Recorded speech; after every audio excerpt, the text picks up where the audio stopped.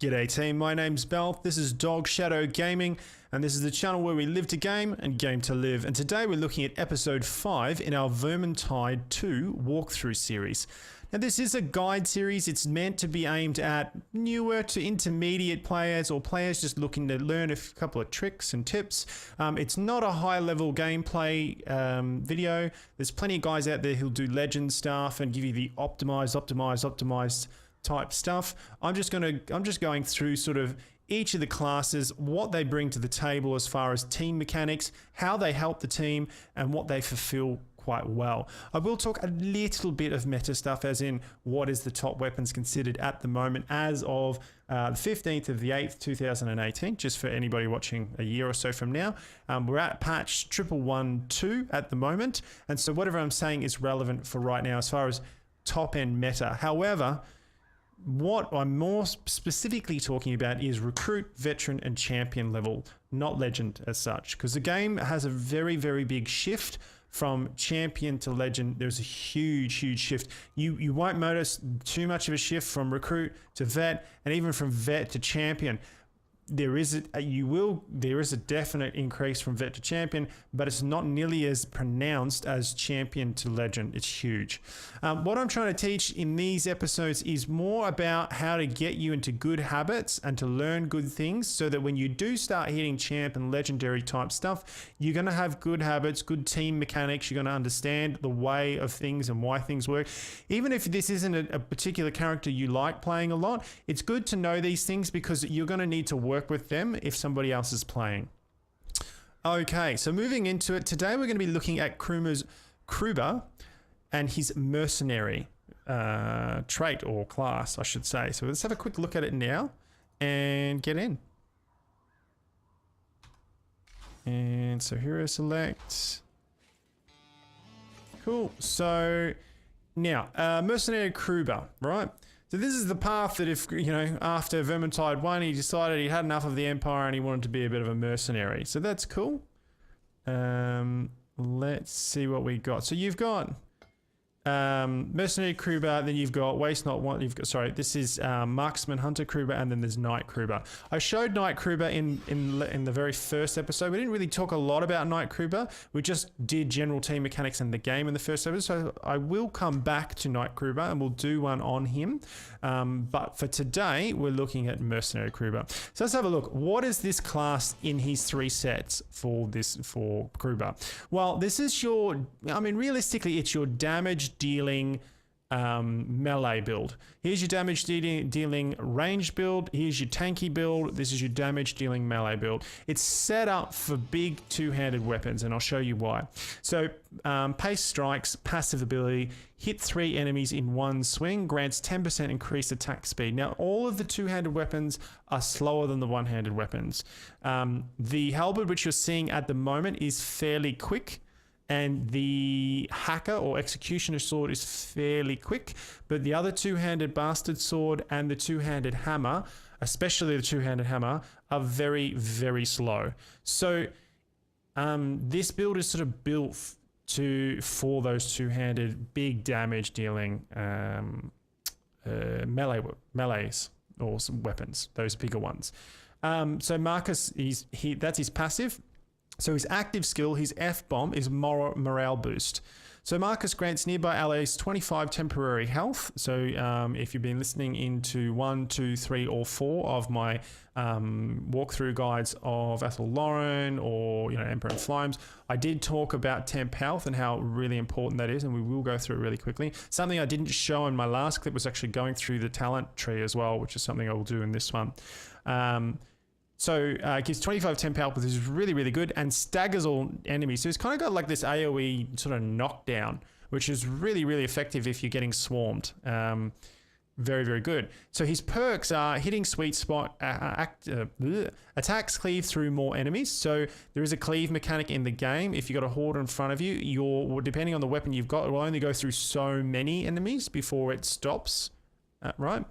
Or just knocks them down or just doesn't take any damage, right? So say you've got 6 of them in front of you, you might hit 3 of them. You might knock down 6 of them, but you'll only put damage on 3 of them and diminishing after each one. So the first one will cop majority of it, the second one will cop a little bit less, and so on and so forth. So no more laughing now. So increased crit chance. So that's going to be really strong. So let's get into it and let's have a look at him. First of all, let's go into Kruber and have a bit of a look. Let's look at talents, right?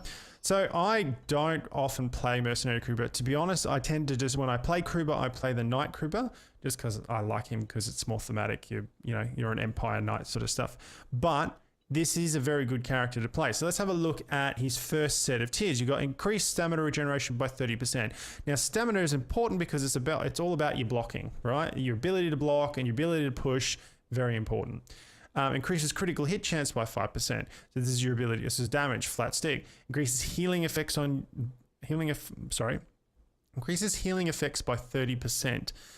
Now, you might be thinking, oh, so who cares? I get a little bit more if someone heals me. No, I'm pretty sure this stacks, and I'll have to find out directly, but I'm like 99% sure. This stacks your temp health. So as you kill more and more creatures, you're getting more and more temp health back. And at higher levels, temp health really, really helps you. Very, very much. So that's probably something you'd either be going for this, for extra crit, or you'd probably be going for this. More often than not, I would say you would be going for the temp health, getting the extra effects of the temp health. Here, 30% more temp health is just, it's more health. So increased power, this is level 2, you get it at level 10. So increased power by 3% for every nearby enemy, that stacks up to 5. Now remember, if you're running the two-handed or any two-handed weapon and you are running Kruber, Kruber is a frontline bruiser, right? He's not the shade. He's not sort of darting in and out, into the front line, out in the back line, into the front line, into the mid line, into the front line.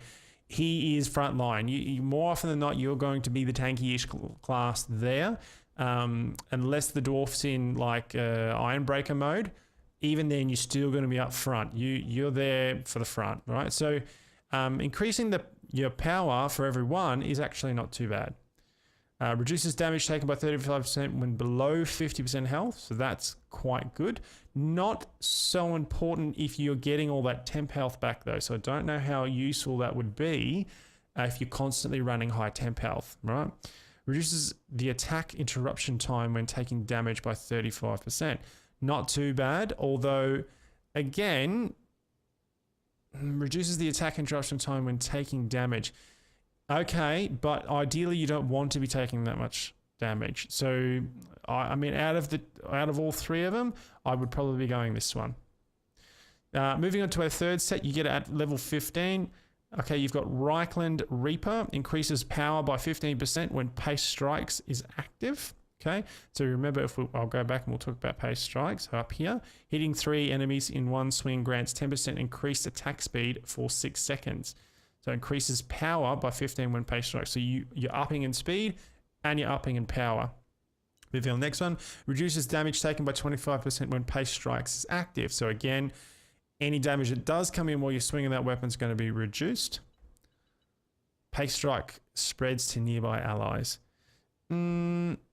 Yes and no. I mean, if you've got one of the Elf and a Slayer with you, that's going to really up their speed. They're going to love you. But again, it's limited.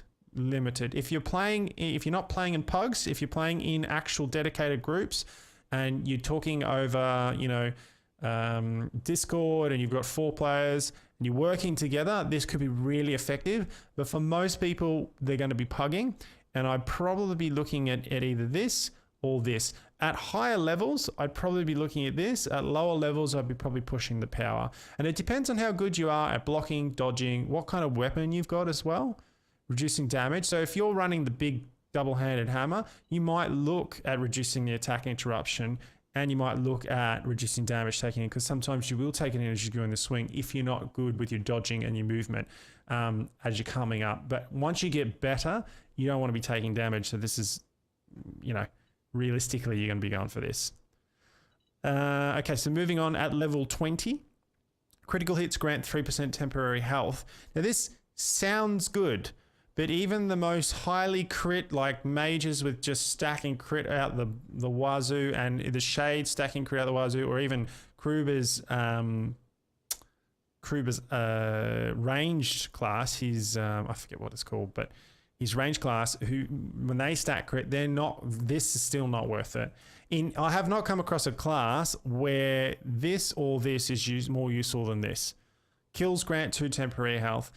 A lot of the time, you're not, when you get good and you're good at dodging and blocking and moving, you understand how bosses move and react and what their patterns are. You're not going to take as much damage from the bosses. What you're going to take damage from is packs and hordes and things getting behind you. So temporary health and being able to hit trade, you kill something, you get hit, it takes that temp health. Much more important. I actually none of my classes I've got anything but temp health. So this is really important. Temp health at the moment, as of this patch, you don't want to be having anything else in this column. And this is the same for every single class. They all have this column at level 20 and you always want to take this. Okay, now the level 25 ability reduces the cooldown of morale boost. Okay, by 30%, not too bad. That's a cooldown of your main special. Increases temporary health gain for morale boost to 45. That's pretty good, giving 45 health back to everyone in your group. Morale boost also revives knockdown allies. Now, this can be really strong. And I've actually saved games with this. It's very situational though. So it's not, you're not getting, how do I put this? You're looking at it and you're going, well, how much value do I get out of this? Well, yes, it's a clutch move and a half. You got all 3 down and you get in there and you just go bang. Everyone jumps straight onto their feet. They all get straight back up, right? So yes, can be a god save, but how often is that going to happen? And are you going to get more value out of this? Being able to increase temporary health gained by 45 to everybody around you. So the answer for me is either you're going to be running the cooldown so you can do it more often, or you're going to be running higher. Now, if you're already giving them 25, to be able to give them, nearly double is pretty cool. But again, if you can use it more often, if you can knock down groups more often, I would think that would be better. So that's what I'm going to go for. I'm going to reduce the cooldown so I've got it more often to use. But I think this would be quite useful as well. This one, very useful, but very niche. You're only going to use it in certain situations.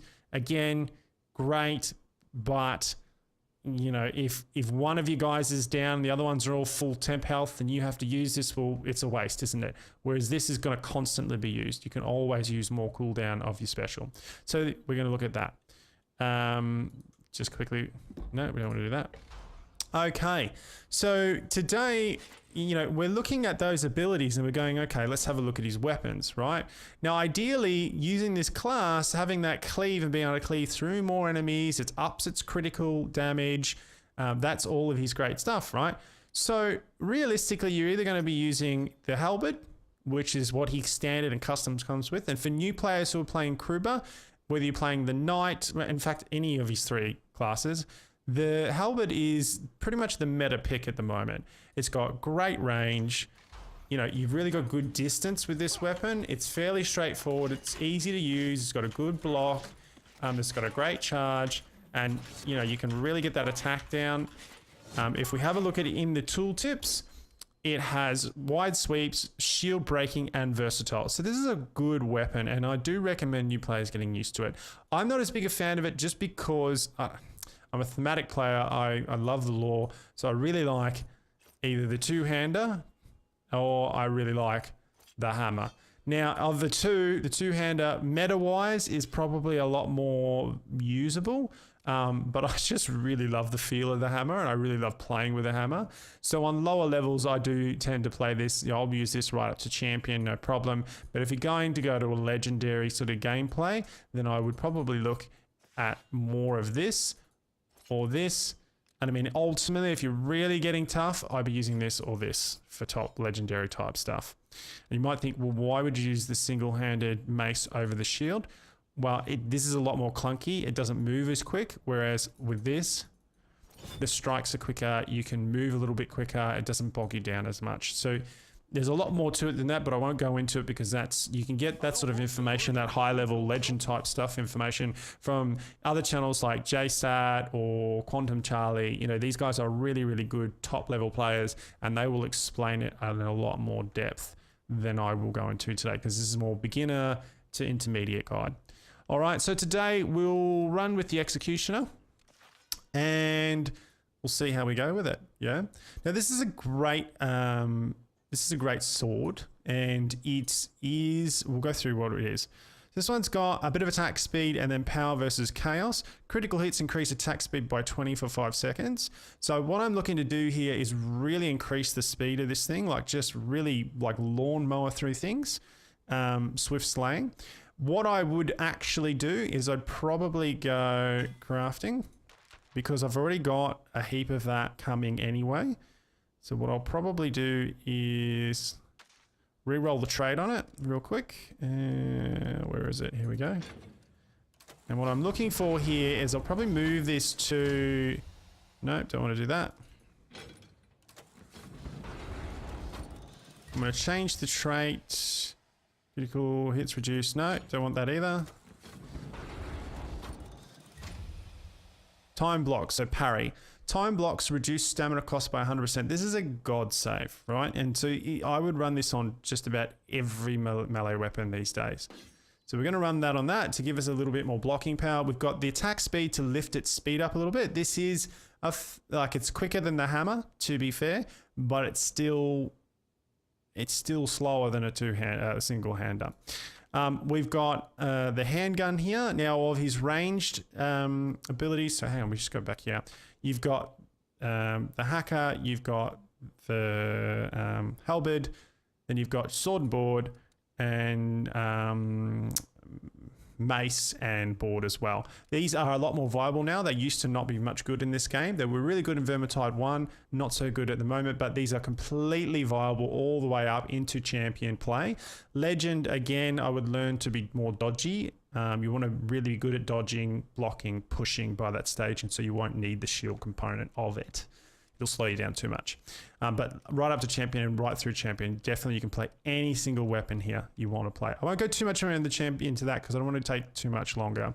As far as the range, we're going with the handgun. It is the meta pick at the moment. The repeater is almost useless, but again, when I say useless, I mean at champion level, at legendary level. Up to champion and into champion, you can use a repeater. It is a lot of fun. It is a great gun, especially as you're learning and you're coming up through the ranks. Great fun, a lot of fun.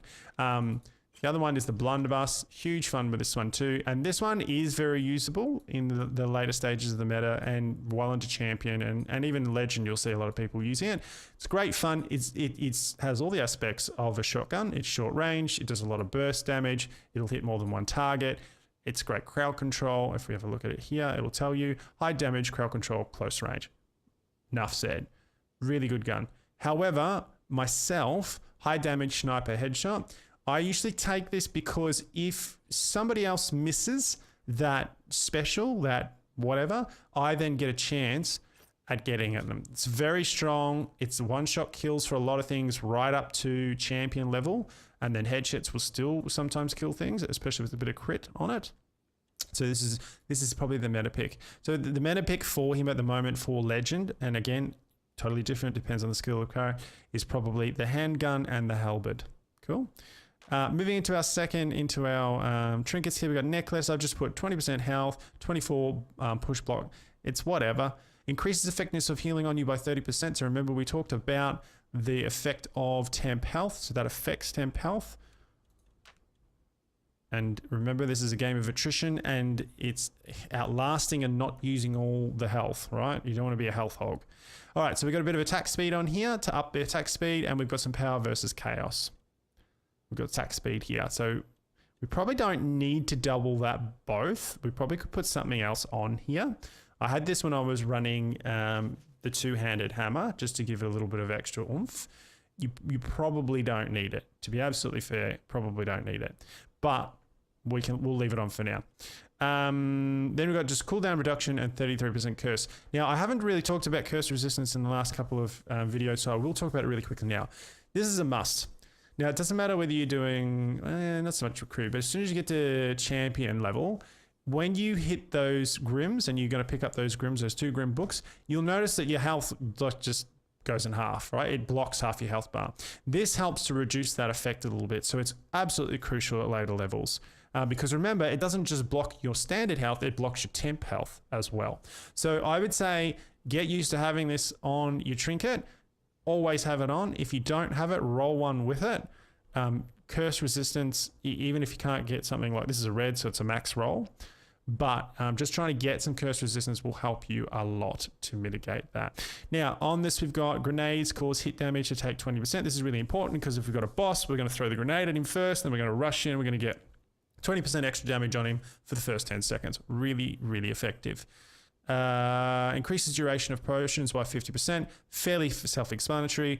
Your purple potion allows you to keep spamming your special for an amount of time. That doubles that duration, or gives half again that duration, so that's really valuable. If you got a strength potion and you use it before you go to attack a boss, it's going to again give you 50% longer duration. If you're using a speed potion to get in there and hack, again, just really useful. So you get a lot of mileage out of this. You're getting a lot for what it is. So these are really good traits. On here, again, we've talked about that. So we'll move into it now. There's probably not a lot more to talk about. With all of this speed, I'm going to be swinging pretty fast. Now imagine we're going to get another 6% on this one. Now today's level is Screaming Bell. And I'll show you. The first episode we did was Righteous Stand. We did the whole level, showed the Grims, walked through, had a bit of a general chat. The second level we did is Athlorn. And again, showing the Grims, the Tomes, talking through the Slayer on that campaign and how he plays in the team. We went and did Against the Grain, all the same thing, Tomes and all the rest of it. And we did the Shade. And then on the last one, Empire in Flames, we did the Pyromancer. Again, Tomes, Grimm. So if you haven't seen those guys, they're really good. They talk about team mechanics, how that particular class plays, where you should be in line, or your front line, your mid line, your back line, where are the choke points where you're most likely going to get a horde, where is health packs going to be. Now they are random spawns, all of them, but after a while you kind of know where it's likely to come. And so I'm going to show you where they're likely to happen. And that way, because one of the biggest things I watch new characters play, sometimes I jump down with some mates and recruit and vet, and they sort of rush through things, and you just wait 2 seconds and you know that horde's going to come, and you're sitting on the lip and an edge, and all of a sudden it comes, and you've got that one inexperienced character or player who's just jumped down, and now they're sitting there by themselves while there's a horde coming. Everybody else is sitting on the lip going, well, I'd rather fight the horde at the lip. So this is what I'm going to try to explain to you guys as you come through, so you don't rush through. So we're going to select the Screaming Bell. The next campaign is going to be Convocation of Decay, and that's a good fun one. Okay, Screaming Bell. We're private, we're with bots, and in we go. Mercenary play at its best. Now in here, I'm going to let him do his talk and do the story part, and then we'll talk a little bit more about the character and some of his abilities. If you've heard this one before, but the Ratmen have raised a bloody great bell up on Helmgart's ramparts. Crazy little buggers will worship anything near as I can tell. Problem is, there's no way to know if this is a purely ceremonial lump of bronze or a lodestone for our Grey Seer's magic. We'll have to destroy it, just to be safe. And by we, I mean you.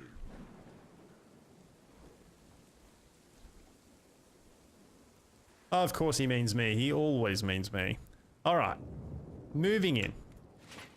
Got our funny hat, and we're looking good. I'm tired of keeping your precious empire clean of even trinkets, me flies.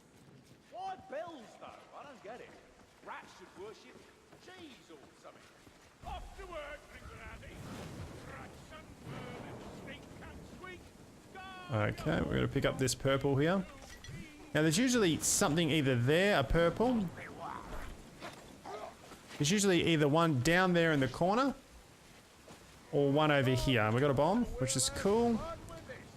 Quite often you're going to get your first pack over the right here. In this case, we got one there. Now, talking specifically about this particular weapon. The Hacker is a great weapon, but it is a precision weapon. It's a headshot weapon. As you can see, the charge up for the overhead strike, which is your charged ability, takes a bit of time. The actual hack isn't too bad. Nope, that's good. The guys are cleaning up pretty quickly. Right, so it's pretty quick. But what you want to do is headshots. If you headshot, you'll cut their heads off. That's why it's called the hacker. And it is very effective if you're doing those headshots. If you're just hacking through legs, not as effective. Oh, that was silly. Should have dodged that. Now, there was a second one, I think. That was really silly. That's not how to deal with the rat. So I'm going to headshot this guy. No, I'm not, because they're going to kill him before I get a chance. Sometimes you'll find health up the back here behind this crate. It's not as high a spawn rate, but it sometimes will be. And occasionally there might be some up on this ledge over here. Now, very often we're going to get a horde somewhere around here, and they're going to either come down the back here or they're going to come up the front here and through here. So quite often at this stage, you can sit for a second and let them come, because this is a great place to get a horde, right? If you move down here and the horde starts, right, you're kind of blocked in this little alleyway. It's not a good place to be fighting. I'm going to do the overhead swap, and I missed it completely. That's how crappy I am. Okay, so we just got the horde here, right? I'm going to do this. See how you've got to sort of get that timing on the overhead? It's quite slow, and it takes a little practice. Once you get good at it, you can time it perfectly. Now again, we're going for those headshots.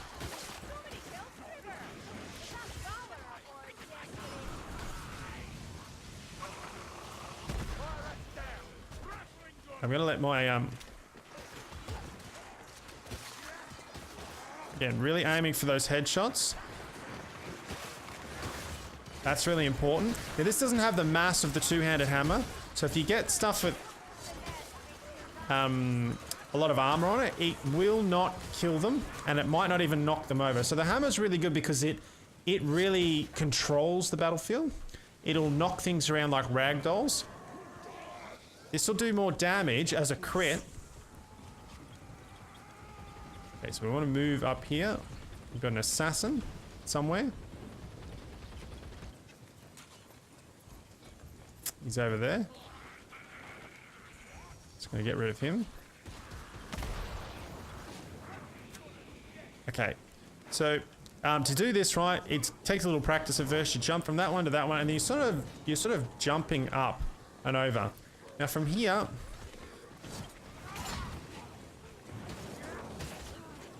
totally sucking at this overhead. It does take a little bit of practice to aim it. Now we're going to get up onto here, and then we're going to move over here, jump on this box. We're going to jump up here, sort of face the wall. Look at the wall, sort of where you want to jump, and move up, and you'll hit it every time. Right, and then again. You're going to get rid of this, and again. Oh, I missed it. Okay, see how we didn't do the damage there? Overhead shot very prompt. So we're going to try that again. Oh, we got another horde. We're going to pull back here. This is a pretty good place to take a horde. They're going to come through this door, they're going to come through here, and occasionally you're going to get a couple who sneak in behind you, but mostly they're going to come in the front. Now this is good because you can sort of corral them a little bit.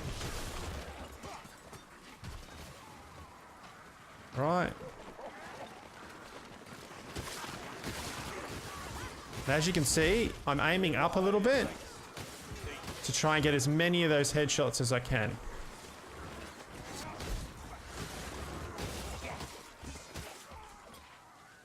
Okay. Pretty good. Okay, that's over. They'll shoot him. Jumping up again. Making this look terribly hard. Takes a little practice at first to get. So again, we're going to face the wall, up. Face the wall, tied up against the wall, up. Face the wall, tied up against the wall, up. Oh, crying out loud. I'm having so much difficulty with it when it really is not.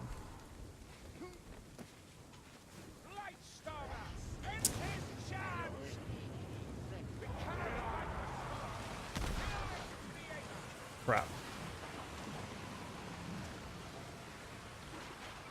Okay, we're going to get around here. This is the other way you can do it if you don't want to climb up. You simply walk around. And we're going to try and find the Blightstormer here and shoot him if we get the chance. No, he's gone walkabout. That's cool. Okay. They must have shot him. No. Across. Look at the wall, up. Look at the wall, up. Slightly off to the left, looking at the wall. Slightly off the left, looking at the wall. Slightly off the left, looking at the wall. And across, step on. And then you're just going to run and try and jump right at the apex.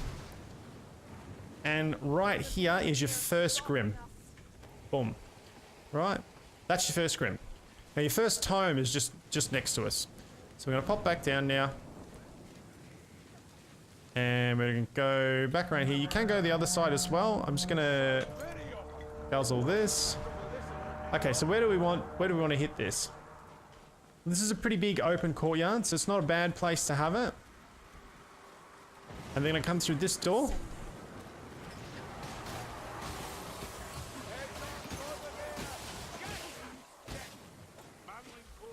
Cool.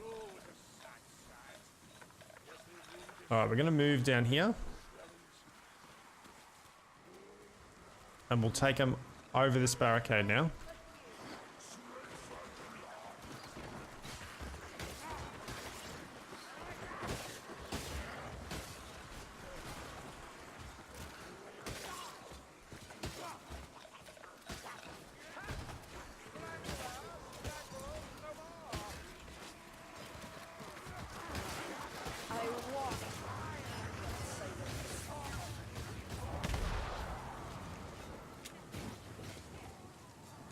Okay. Let's pick that up on the way. And up, up, and over. That's the other way you can do it.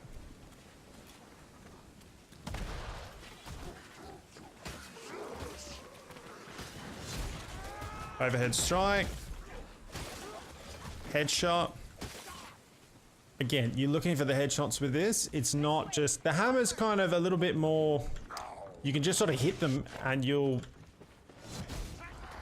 they'll go flying everywhere. So it's not as precision weapon. This is a much more precision weapon for a two-hander.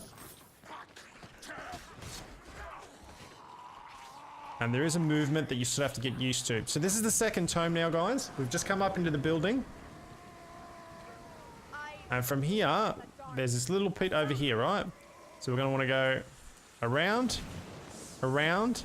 We're going to drop onto the ledge, come around here, and then move into there.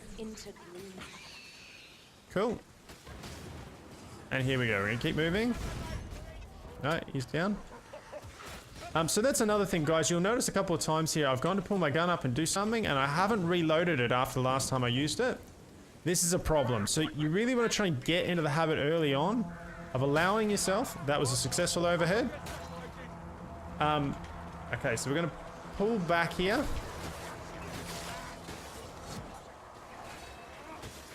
They're always going to waterfall in there.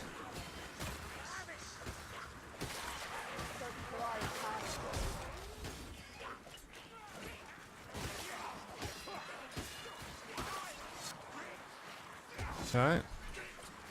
Somewhere we've got a pack or a...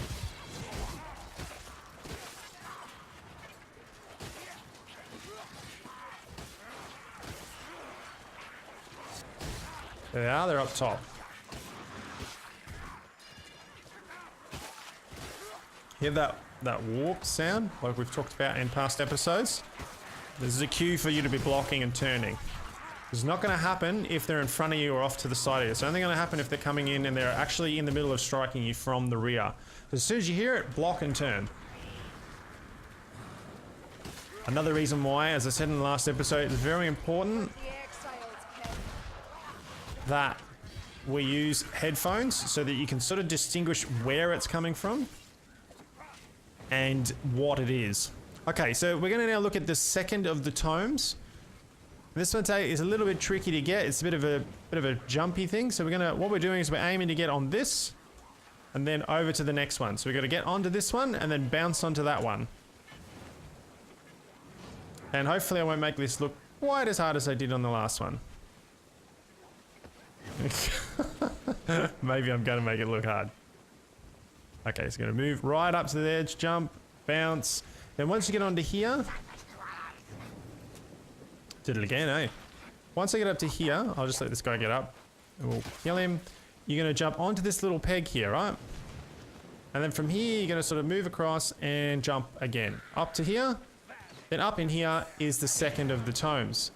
And if one of our guys actually got up here, I could get them to pick it up, but they're not going to. So that's cool.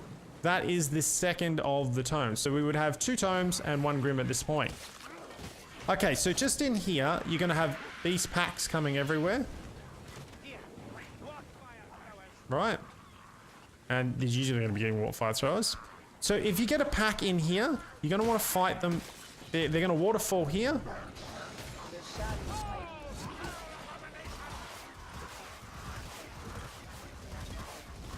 And wait for him to stop. He has to reload. It takes a little while. There he is. He's reloading. And shot. Wait for myself to reload my gun before I put it away. Very important. Can you hear that muttering sound? That means we're about to get a pack. Now, where do we want to get this pack? Well, ideally, around about here. Now, they're going to fall. They're going to come through there. And they're going to come down the side here. And a couple are probably going to come up these stairs. Not a lot.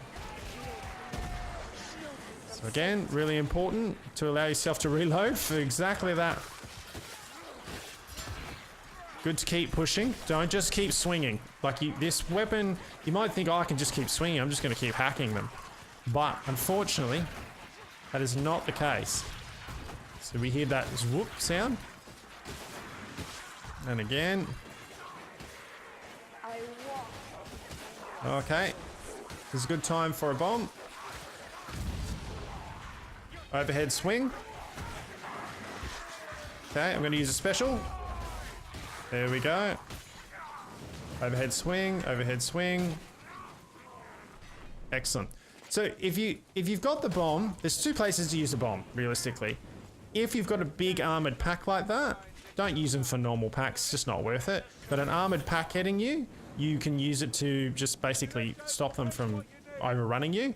A boss, if you're going to use it as a starter, if you've got that extra 20%. And that's pretty much the 2 places you want to keep it for. Yeah, otherwise don't just throw it at shit. Okay, so we're now going to talk the second of the grim. So remember we had 2 tomes and now we're looking at the second grim. When you get here, head up this little cart, you're in the big circle, come over to here, and you're basically just going to run and jump. My God, I am so rubbish at it tonight. Normally I hit this stuff first time. I swear. Okay, gonna jump across here, move down into here, and then as you get down here, there's a lever, opens up the back here, and the chest, and this is your second grim. The guys are probably not gonna pick it up. I heard that jingle jingle sound. That means we have a strangler rat somewhere around. And if you're listening through your headphones, you're going to be able to sort of hear what direction they're coming from. Fatshark's done a really good job most of the time of giving you a perception of where that sounds. So I can sort of hear it's coming here. So he's going to pop up here any second now. So you can, if you're listening, you can hear where it's coming from most of the time. Not all the time. Don't always rely on it. There is some bugs in here that'll just mean that they'll just pop up out of nowhere and you won't hear any cues. But for new players, this is a big part of it. If you, as I said in past ones, if you played Left 4 Dead 4, you learn to listen for the cues. Yeah, I'm not even going to bother with that. Kill this guy. Now, as you come up here, there's usually some health packs, bombs, bits and pieces in these little alcoves, so don't just run past. They're quite often there. Those are their spawn points.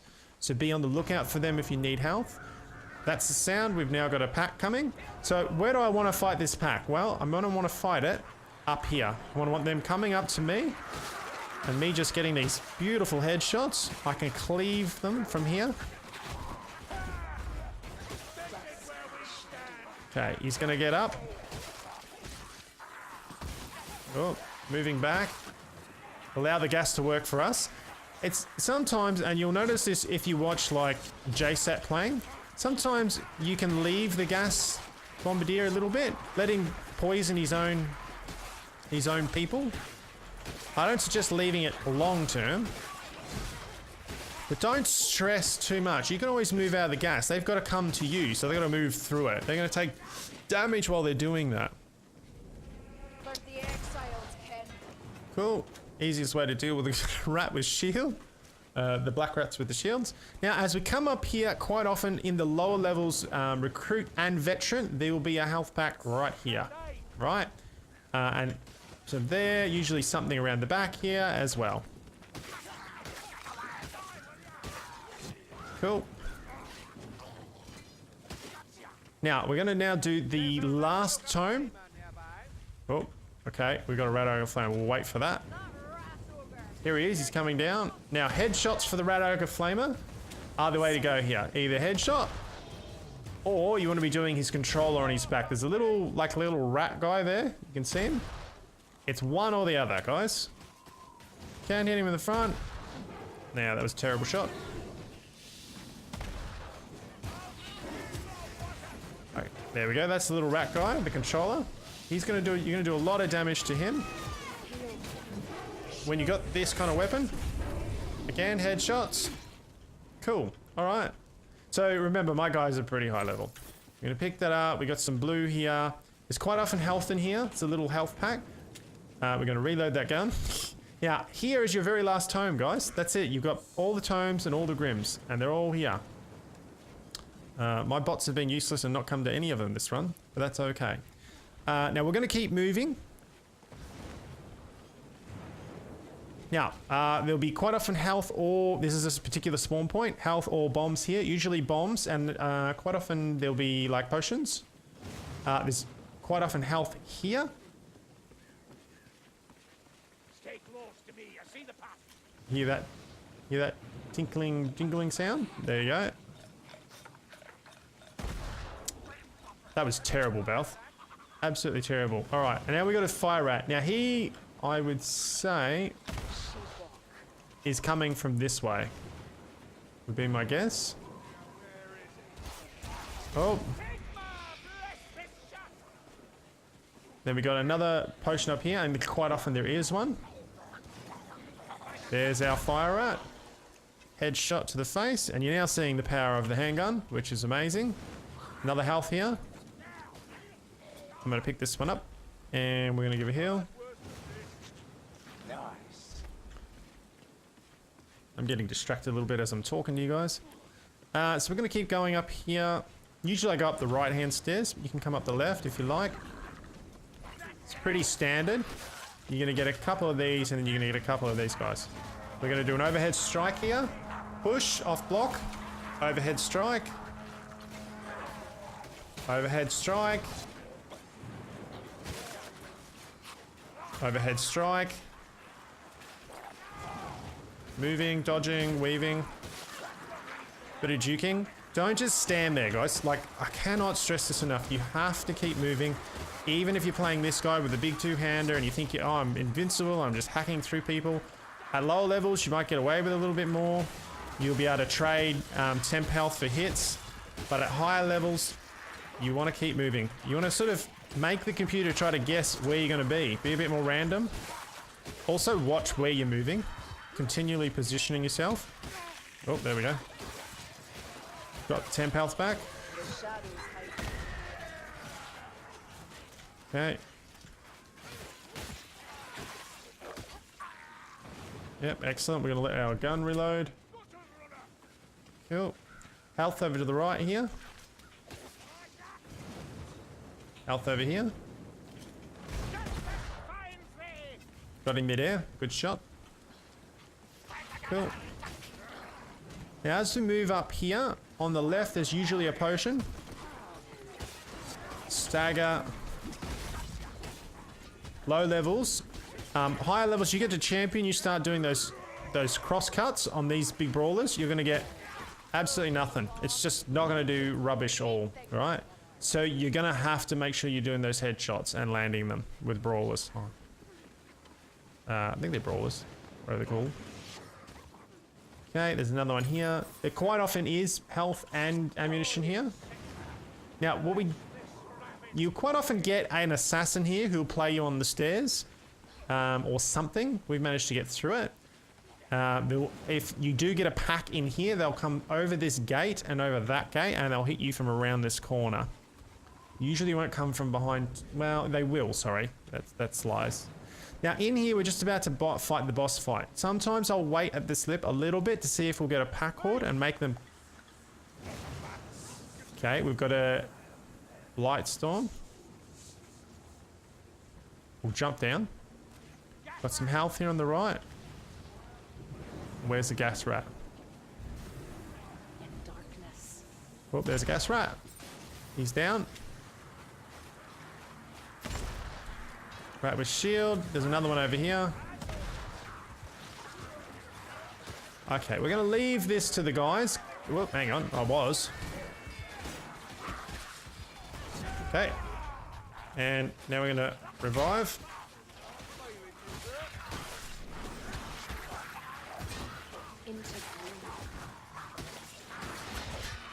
Okay, how not to deal. I need to move out. Okay. Moving forward. Normally, they would have been able to deal with that. Cool, that's fine. Now, we're going to... This part is fairly simple. If you haven't already done it, you probably have already done it, but you haven't already done it, you're basically just pulling down the things. This was actually in Vermintide 1. There was a number of levels that were like this. Again, trying to hit them while they're prone, climbing, and we're forcing them... Remember, they're always going to come at you. So you get to choose how they come at you, and that's probably the most powerful way for new players to make sure they survive through missions. As I've said before, it's a game of attrition, not a game of just running around hack and slashing, even though it seems like that in early levels. Okay.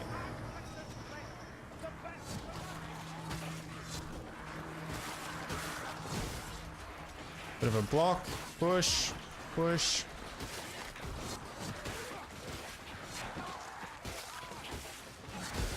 Yeah, we're trying to get those headshots as much as possible from behind.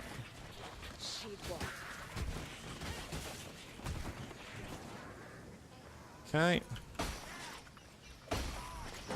Excellent. Now, Roger's going to come through that church door right there. Now, what do I mean by Roger? When you hear a more experienced player say Roger, he means rat ogre. Now, rat ogres don't actually have any armor, and they are fairly predictable, so they're fairly easy to kite and play against. Here comes Roger. Now, he will follow you all around this map. No issue whatsoever. And here he comes. Headshots.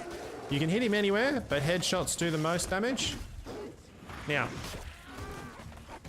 remember what we said before about that bomb? We're going to do that now.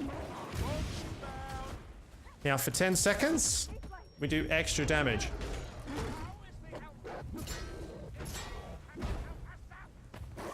Okay, Roger's going to come down. Headshot, overhead swing. Overhead swing. Our elf's in trouble. We need to get up there. Overhead swing. Overhead swing.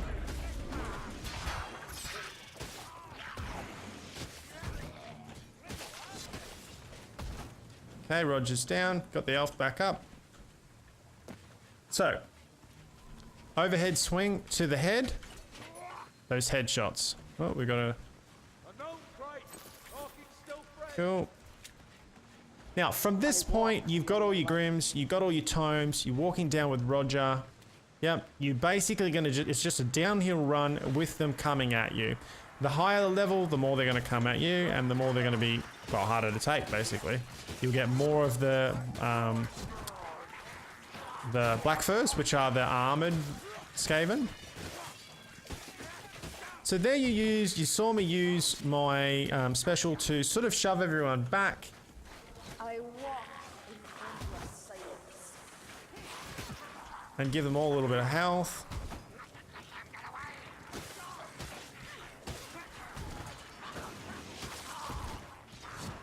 So you'll notice that as I use my weapon, I am dodging to the left and the right a little bit.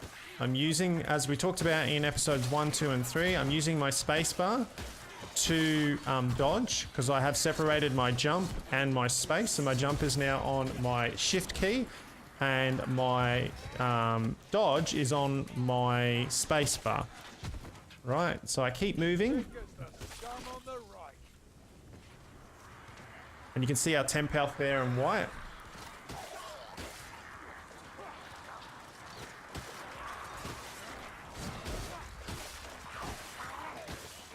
So you might be wondering, if you're a new player, what is that that red box that's come up? That's just telling you that my passive is procced and I'm getting increased speed because I've cleaved through more than 3 enemies.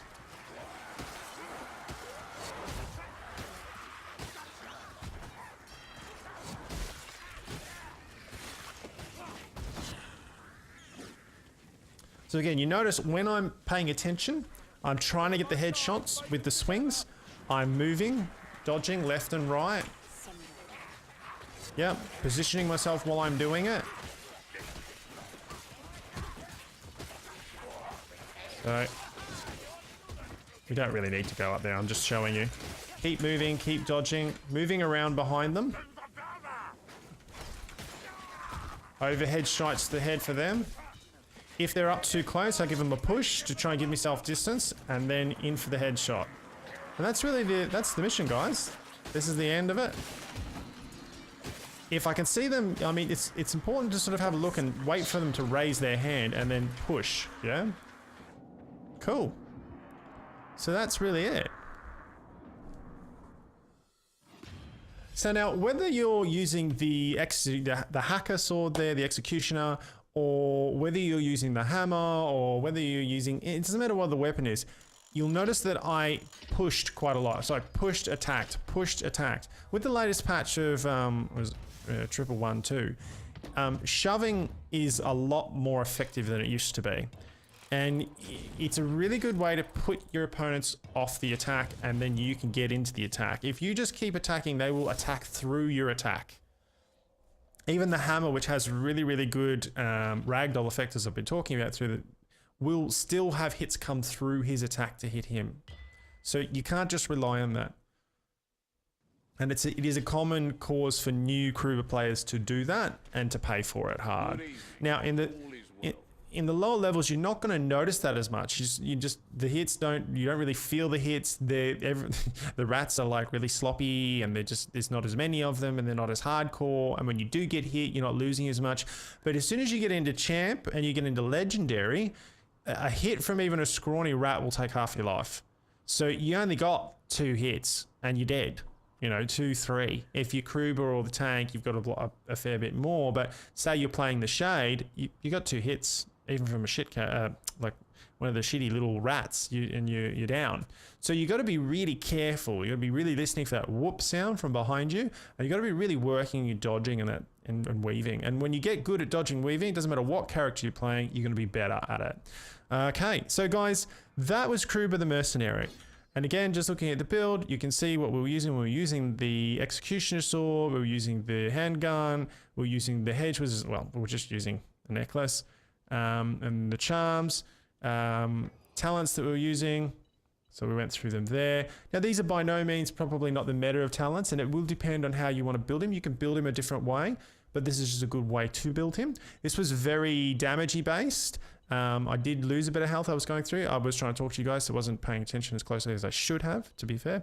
But generally speaking, the Mercenary for Kruber is your damage dealer.